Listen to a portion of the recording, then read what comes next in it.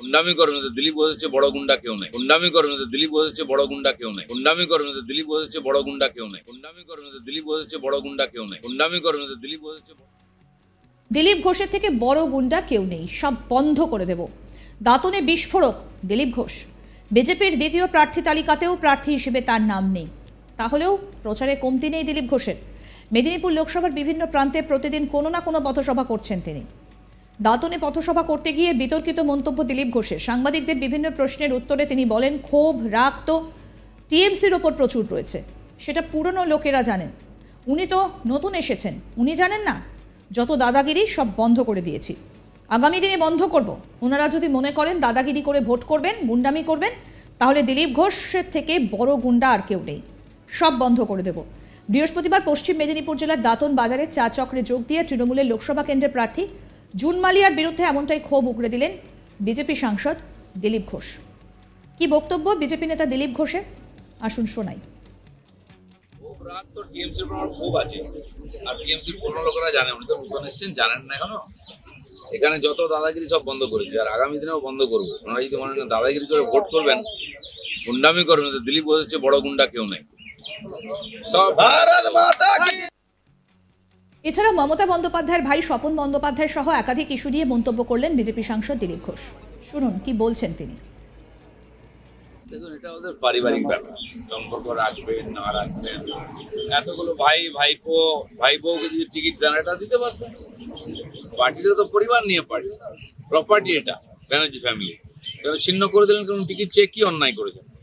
সবাইকে দিয়েছেন, কাউকে সরকারি পদ দিয়েছেন, কাউকে পার্টিতে পদ দিয়েছেন, কাউকে টিকিট দিয়েছেন, কাউকে জমি জায়গা টাকা পয়সা সবই তো দিয়েছেন। তো ওনার চাওয়ার মধ্যে কোনো অন্যায় নাই, এটা ওদের পারিবারিক ব্যাপার। দেখুন, এটা ওদের পারিবারিক ব্যাপার, সম্পর্ক রাখবেন না রাখবেন। এতগুলো ভাই বউকে যদি টিকিট দেন, এটা দিতে পারবেন। পার্টিটা তো পরিবার নিয়ে পার্টি, প্রপার্টি এটা ব্যানার্জি ফ্যামিলি। ছিন্ন করে দিলেন, কারণ টিকিট চেক কি অন্যায় করেছেন? সবাইকে দিয়েছেন, কাউকে সরকারি পদ দিয়েছেন, কাউকে পার্টিতে পদ দিয়েছেন, কাউকে টিকিট দিয়েছেন, কাউকে জমি জায়গা টাকা পয়সা সবই তো দিয়েছেন।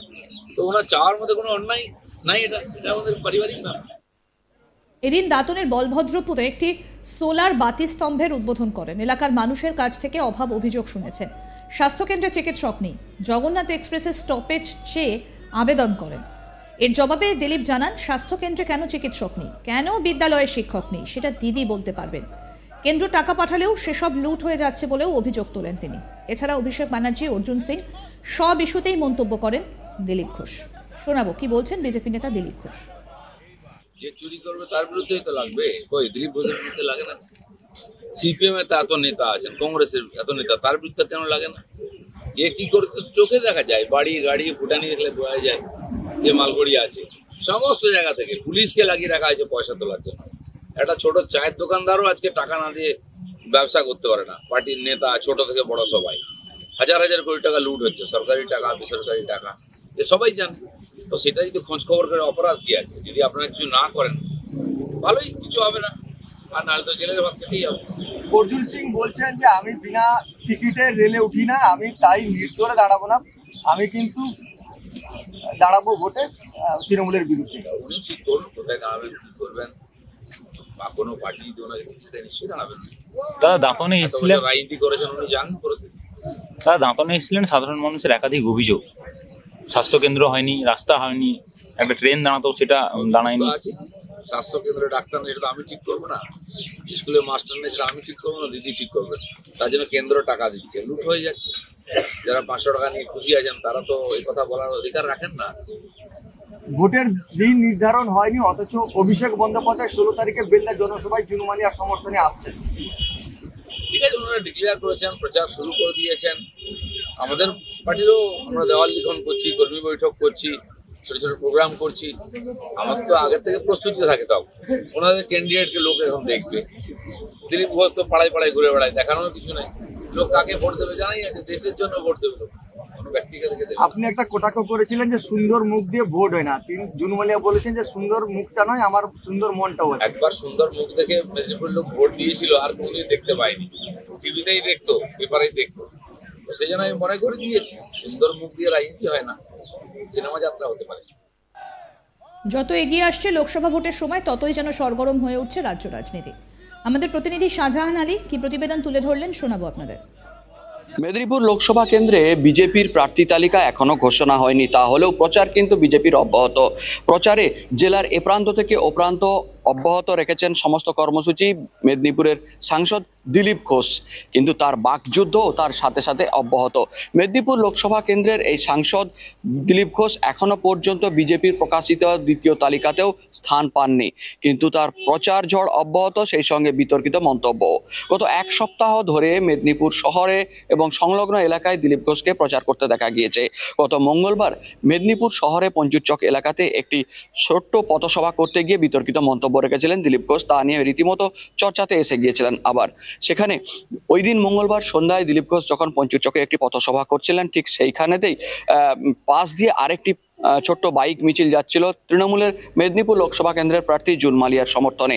সেই বাইক মিছিল বিজেপির পথসভার পাশ দিয়ে যাওয়ার সময় একে অপরকে লক্ষ্য করে বিভিন্ন রকম টোনটিটকিরি ও স্লোগান দিয়েছিল, তাতে উত্তেজনা তৈরি হয়েছিল। উত্তেজিত দিলীপ ঘোষ পথসভা থেকে এই বিভিন্ন রকম বিতর্কিত মন্তব্য করেছিলেন, তারই পাল্টা সহাস্য জবাব দিয়েছিলেন মেদিনীপুর লোকসভা কেন্দ্রের তৃণমূলের প্রার্থী জুন মালিয়া। এবার তাকেই ফের পাল্টা প্রতিক্রিয়া দিলেন, বিতর্কিত প্রতিক্রিয়া বলা ভালো, পশ্চিম মেদিনীপুরের দাঁতন এলাকা থেকে। দাঁতনে একটি দলীয় কর্মসূচি ও বেশ কিছু উদ্বোধনে তিনি হাজির হয়েছিলেন। সেখানে তিনি বলেন, জুন মালিয়া নতুন এসেছেন, পুরনো তৃণমূলের কর্মীরা আমাকে চেনেন। ওনারা যদি মনে করেন যে ভোট দাদাগিরি করে গুন্ডামি করে আদায় করবে, তাহলে মনে রাখা ভালো দিলীপ ঘোষের থেকে বড় গুন্ডা কিন্তু কেউ নেই। তার এই মন্তব্য ফের বিতর্কিত পরিস্থিতি তৈরি করেছে এবং সোশ্যাল মিডিয়াতে রীতিমতো ভাইরাল হয়ে গিয়েছে। যদিও শাসক দলের পক্ষ থেকে তারা বলছেন যে দিলীপ ঘোষ বরাবরই বিভিন্ন রকম কাণ্ডজ্ঞানহীন মন্তব্য করেন, যা রাজনৈতিক দূষণ তৈরি করেন। এক্ষেত্রেও তাই ঘটেছে। যাই হোক, দিলীপ ঘোষের সেই বিতর্কিত মন্তব্য কিন্তু অব্যাহত গত এক সপ্তাহ ধরে। এদিন দাঁতনের বলভদ্রপুরে একটা সোলার বাতিস্তম্ভের উদ্বোধন করেন দিলীপ ঘোষ। এলাকার মানুষের কাছ থেকে অভাব অভিযোগ শুনেছেন। স্বাস্থ্যকেন্দ্রে চিকিৎসক নেই, জগন্নাথ এক্সপ্রেসের স্টপেজ চেয়ে আবেদন করেন। এর জবাবে দিলীপ ঘোষ জানান, স্বাস্থ্যকেন্দ্র কেন চিকিৎসক নেই, কেন বিদ্যালয়ের শিক্ষক নেই, সেটা দিদি বলতে পারবেন। কেন্দ্র টাকা পাঠালেও সেসব লুট হয়ে যাচ্ছে বলে অভিযোগ তোলেন তিনি। শোনাবো আরেকবার কি বললেন দিলীপ ঘোষ। রাত তো টিএমসির প্রমাণ খুব আছে, আর টিএমসির পুরনো লোকেরা জানে, উনি তো নতুন এসছেন, জানেন না এখনো। এখানে যত দাদাগিরি সব বন্ধ করেছে, আর আগামী দিনেও বন্ধ করবো। ওনারা যদি মনে করেন দাদাগিরি করে ভোট করবেন, গুন্ডামি করবেন, তো দিলীপ ঘোষ হচ্ছে বড় গুন্ডা কেউ নেই। সব রাত তো টিএমসির প্রমাণ খুব আছে, আর টিএমসির পুরনো লোকেরা জানে, উনি তো নতুন এসছেন, জানেন না এখনো। এখানে যত দাদাগিরি সব বন্ধ করেছে, আর আগামী দিনেও বন্ধ করবো। ওনারা যদি মনে করেন দাদাগিরি করে ভোট করবেন, গুন্ডামি করবেন, তো দিলীপ ঘোষ হচ্ছে বড় গুন্ডা কেউ নেই। আরও আপডেট পেতে দেখতে থাকুন আজ তাক বাংলার ইউটিউব চ্যানেল, সাবস্ক্রাইব করুন।